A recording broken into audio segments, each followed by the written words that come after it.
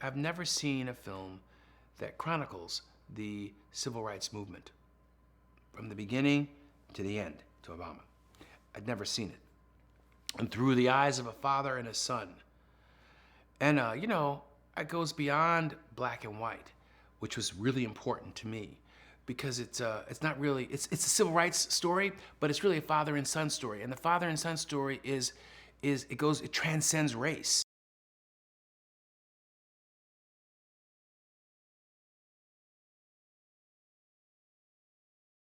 This is a different kind of movie. And so I felt very honored to tell the story and very humbled.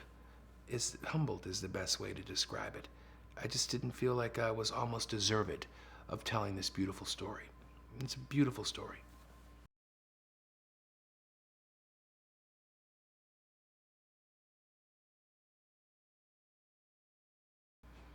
Casting the presidents was the tricky part because I didn't want it to feel like, look at John Cusack playing Nixon, or look at Robin Williams playing Eisenhower, or look at James Marsden playing, Kennedy. You had to make him disappear. And making them disappear was not doing caricatures of, ask not what your country, that thing, but rather just have them be human.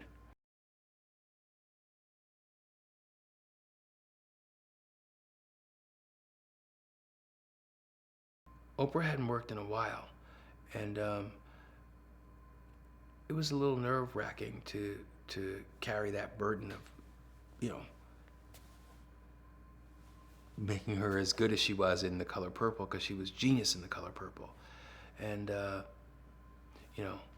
first day on set, and I think we shot the bus scene the first day on set, and she came out guns blazing, ready to give it. Sophia Part 2, here I come. And I was like, come to daddy. It was beautiful.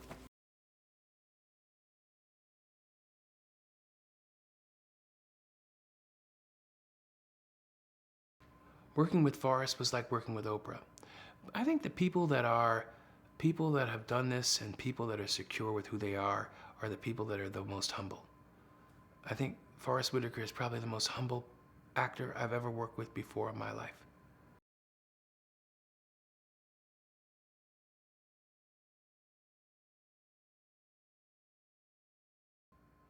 It was an honor working with him. Honor working with him. He's truly one of the greats. I mean, he's on another level because he's in your head. He knows he's in that editing room with you. He's smart enough to know I'm gonna give him what he wants because I'm with him in that editing room. And if I don't, he's gonna figure it out. So let me give him the best that I can right now. A lot of actors aren't smart enough to understand that. You gotta render yourself to the director 170%. That's the only way, at least for me, to get to and he supplied me the goods where I could just am I gonna have some salt or some cayenne pepper? Or am I gonna use some ginger? I'm gonna make this stew. And he gave that all to me. And that's rare.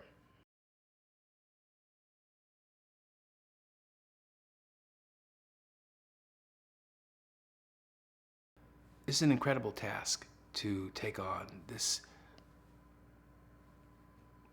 historic, epic sort of story. And it's terrifying because you want to make sure that you get it accurate. As a filmmaker, storyteller, you want to make sure you're telling the right story. And that's a little nerve-wracking. But I take it on with gusto, as I have done with all my other stories. And I hope that people walk away with a sense of not forgetting. If we could just not forget what happened, we could log it in to our memory banks and remember that people died for our country, and they're heroes that will that we don't that aren't taught to the kids in school, that we don't hear about, that are the reason why Obama is in the office. And I want people to walk away with remembering those heroes.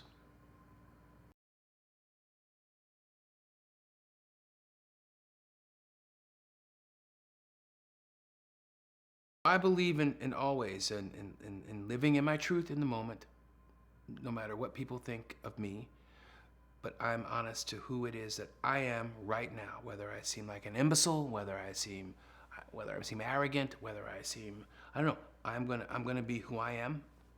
And I think that actors see that, you know, they see that they see that I embrace my flaws, and so that sort of tears down that wall of insecurity for them. They see this, you know, they see that they can be flawed too, and and uh, and then when the flaws are away, comes your true spirit, your true aura, your energy, your honest energy.